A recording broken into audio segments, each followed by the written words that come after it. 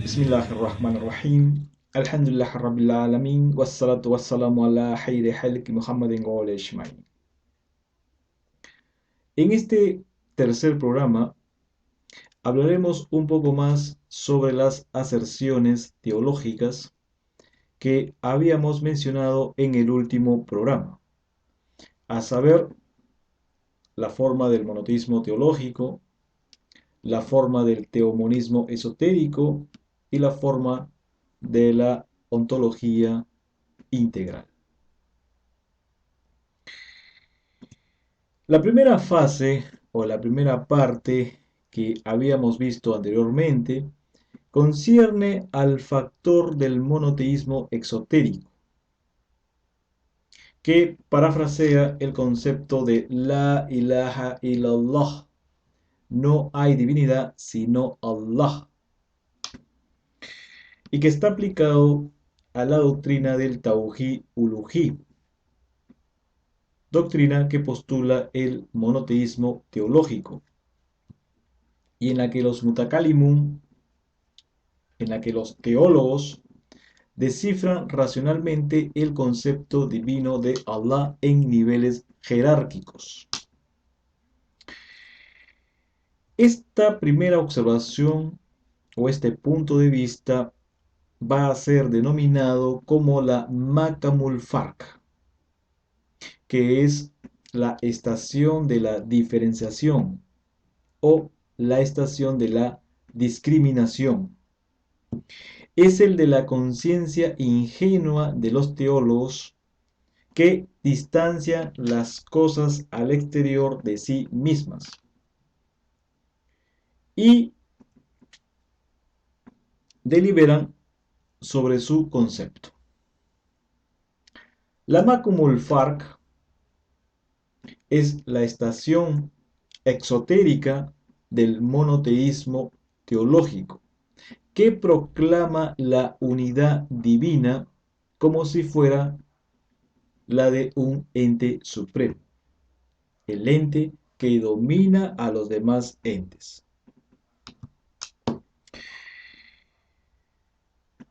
Sin vislumbrar siquiera la cuestión del ser o la cuestión del acto del ser de esos entes.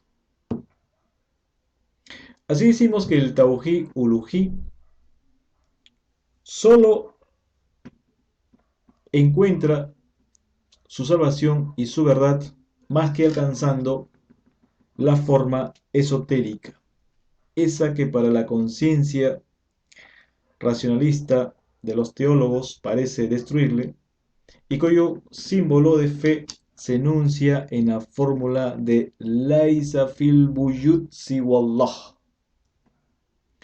No hay en el ser más que Allah.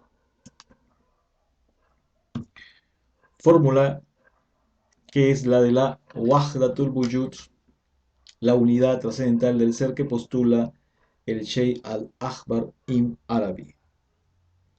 Entonces el Tauhid Uluhí se eleva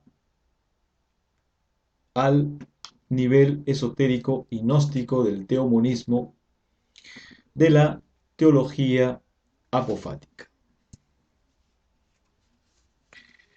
Quisiera hacer aquí hincapié sobre lo que los ulama al-Zahiri, es decir, los teólogos literalistas y los ortodoxos en general, refutan ciertas doctrinas o muchas de ellas, como ejemplo la doctrina de la Hikmatul Ishraq del Sheikh al-Ishraq Yahya Surabardid, la Wahdatul Wujud del Sheikh al-Akbar Ibn Arabi, la doctrina de Mullah Sadra Shirazi y la de muchos otros, en que los ulama al-Zahiri señalan que estas doctrinas son mezclas con extrañas doctrinas ajenas al Islam. provenientes pues del neoplatonismo, del pitagorismo, del judaísmo,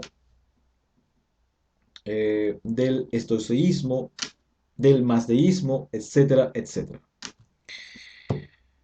Y que estas doctrinas están sintetizadas en el pensamiento filosófico de estos pensadores o de estos teósofos musulmanes.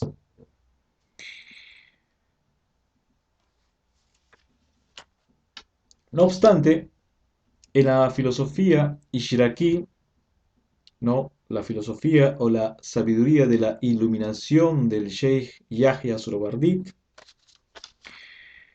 plantea en forma magistral, bajo una experiencia visionaria y espiritual, aunando tres conceptos o tres sabidurías, que es la del mazdeísmo persa, la del platonismo y del conocimiento islámico, en la que va a florecer la sabiduría de la luz, ¿no? No obstante, creo que los ulama al-Zahiri no se han precavido de un hadith del profeta Muhammad sallallahu alaihi wa sallam, que está en los 6 sahih sunitas o en los 4 sahih chiitas, cuando el mensajero de Allah dice lo siguiente: buscad el conocimiento aunque sea en la China. Bajo este hadith, el Sheikh al-Ishraq Yahya Surabardit no comete ningún modo innovación alguna, no comete transgresión, no comete desviación, como declaran los ulama al-Zahiri. Ahora bien, la gnosis islámica en general no deriva de mezclas, ni en desarrollos propios de una gnosis antigua, sino que encontramos o hallamos similaridades o paralelos en sus contenidos. No olvidemos pues que el espíritu del Islam están contenidos en dos fuentes, que son el Sagrado Corán y la Sunna profética, ¿no? Que es la tradición profética. Decíamos que el Tauhid Uluhí no encuentra su salvación y su verdad más que alcanzando su forma esotérica, que lo eleva a una posición teomonista de una teología apofática. Esta es la segunda fase o la segunda parte, ¿no? Un punto de vista que va a ser denominado como la Makamul Jam, que es la estación de la integración. Pues las unidades dispersas son reunidas y totalizadas en un todo único. Los entes son reunidos y totalizados en la unicidad. Pero del mismo modo que el nivel exotérico del Tauhid Uluhí sufre una idolatría metafísica, también el nivel esotérico está amenazado por un peligro que surge de los errores sobre el sentido de la palabra ser. Un peligro latente que es la confusión cometida por algunos sufis entre la unidad del ser y la unidad del ente, que está oculto en el enunciado mismo del teomonismo, conocido como el monismo existencial. ¿Qué es el monismo? El monismo es una concepción común a todos los sistemas filosóficos y teológicos que trata de reducir los seres y los fenómenos a una idea o una sustancia única de la cual deriva.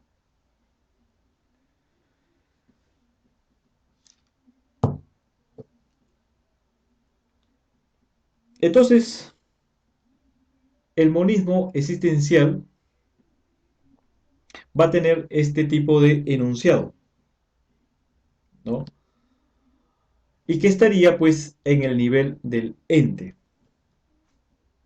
en el nivel mismo de lo múltiple. El nivel en que el teomonismo fundamenta el pluralismo de los entes. La confusión llega hasta la profesión expresada de una unidad del ente por las afirmaciones de una identidad ilusoria por la cual todo lo que es distinto al ente único es refutado de ilusorio y de inexistente. Este punto de vista en que los muta'alihun, es decir, los teósofos chiitas de la escuela de Isfahán del siglo XVII de nuestra era, vieron y reprocharon a un cierto número de sufis que habían caído en este error. Uno de los sheikhs de esa época, que es de la época safávida, es el sheikh Hussein at-Tukambuni, rahmatullah alayh, que afirma lo siguiente: estaba preocupado por el deseo de escribir algo sobre la unidad del ser, que va a la par con la multiplicidad de sus epifanías, es decir, de sus manifestaciones divinas, y las ramificaciones de sus descensos, sin que las existencias concretas sean cosas ilusorias, sin consistencia ni permanencia, como pretenden las palabras que se atribuyen a ciertos sufis. Pues entendido a la manera de esos sufis, la cuestión no es nada más que un sofisma. En efecto, de ahí se seguiría que cielos y tierra, paraíso e infierno, juicio y resurrección, todo eso no sería sino algo ilusorio. La futilidad de esas conclusiones no escapará a nadie. Eso es lo que nos dice el Sheikh At-Tukambuni. Ahora bien, ¿cómo los teósofos de la época safávida observaron el procedimiento del ser? Los mutalihun, los teósofos, interpretan o interpretaron y concibieron el paso del wujud al mawjud como la puesta de ser en imperativo kun, que significa esto. Es decir, el paso del ser al ente bajo la forma imperativa del kun.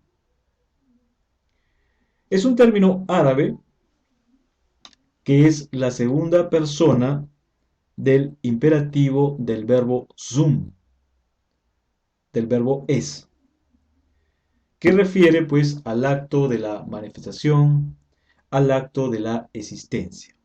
Por ejemplo, en el versículo 82 de la Suratu Yasin, de la sura número 36 del Sagrado Corán, dice lo siguiente: A'udhu billahi minash shaitanir rajim, bismillahir rahmanir rahim, Innama amruhu ida aradda shay'an an yakulla lahu kun fayakun. En verdad, su orden cuando desea algo es decirle kun fayakun, sé y ello es. Este kun fayakun tiene su referencia en el versículo coránico como un símbolo, que es el signo del poder creativo de Allah. Es por el imperativo kun como el mauyut, como el ente es investido con el acto de buyut, con el acto de ser. Por eso el mauyut, por eso el ente, es por esencia creatural. Lo que es fuente y principio no puede ser pues un mauyut, no puede ser pues un ente, sino un buyut, es decir, un ser. Aquí los muta'alihun alcanzarán una tercera fase o una tercera parte, un punto de vista que se denominará la Makmul Yaumul Yam, la estación integral de la integración. Es decir, es el pasar del todo indiferenciado al todo diferenciado de nuevo. Después de la integración de la diversidad en la unidad, que es el segundo momento, debe llegar la integración de la unicidad en la diversidad reconquistada. La Makamul Ya'mul Yam es la visión integral de la divinidad única y de las formas divinas múltiples. La unitotalidad integrada se integra en la diversidad de sus partes componentes. Es decir, la unitud del uno unífico no es una unidad aritmética, sino ontológica, y deben de ser representados por uno, por uno, por uno. Y eso es lo que significa Laisa fil wujud siwa Allah. No, no hay en el ser más que Allah. En cambio, los entes múltiples, actualizados por el uno unífico, son representados por 1 más 1 más 1 más 1, por aquella fórmula de La ilaha illallah. No hay divinidad sino Allah. El Sayyid Haydar Amuli del siglo XII de nuestra era declara lo siguiente: quien contempla lo divino al mismo tiempo que lo creatural, es decir, lo uno al mismo tiempo que lo múltiple, ese sí es un unitario, un teomonista, auténtico, en sentido verdadero. En cambio, quien contempla lo divino sin contemplar lo creatural, dice Haydar Amoli, es decir, al único sino múltiple, ese atestigua quizá la unidad de la esencia sin más, pero no integra la totalidad. En él no se realiza en acto esa integración, en lo que nos dice el Sayyid Amuli. Con esto, el Sayyid declara, o mejor dicho, confronta la doctrina de la Wahdatul Wujud de Ibn Arabi. Va a sobrepasar a su mentor. Por eso los Mutalihun son denominados en función de su visión. Según el Sayyid Haydar Amuli, Rahmatullah alayh, nos dice que en primer lugar está aquel que posee el intelecto, es decir, el hombre de Ilmul Yakin, el hombre de la certeza del conocimiento, que es el que ve lo creatural como lo que es manifestado, con lo que es aparente, con lo que es exotérico, y lo divino como lo que está oculto, ¿no? Lo que está escondido, esotérico. En segundo lugar, nos dice el Seyyed Haydar Molí, está aquel que posee la visión, es decir, el hombre del Ainul Yakin, ¿no? El hombre de la certeza visionaria. Dice, ese al contrario del primero, ve lo divino como lo manifiesto, como lo visible, como lo aparente, y lo creatural como lo oculto, como lo escondido, como lo no aparente. Y en tercer lugar está aquel que posee a la vez el intelecto y la visión. Es decir, es el hombre del Hakul Yakin,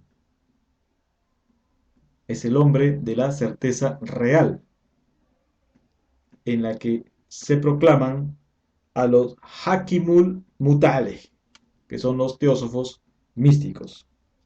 Y este es el que ve simultáneamente la divinidad en la criatural o en lo creatural y lo creatural en la divinidad. Es decir, lo uno en lo múltiple y lo múltiple en lo uno. Entonces la multiplicidad de las teofanías, ¿no? De las manifestaciones divinas en la unitud que se teofaniza en uno por uno por uno por uno, que siempre va a dar uno. En el siguiente programa, inshallah, veremos, para finalizar estas aserciones teológicas, la realización de esta integración, de cómo se despliega la idea de una ontología que puede caracterizar como el advenimiento de una ontología integral y que corresponde al proceso de creación como teofanía, como manifestación de lo divino. Assalamu alaikum wa rahmatullahi wa barakatuh. Allahumma salli ala Muhammad wa ala Muhammad wa ajil farajakum sharif.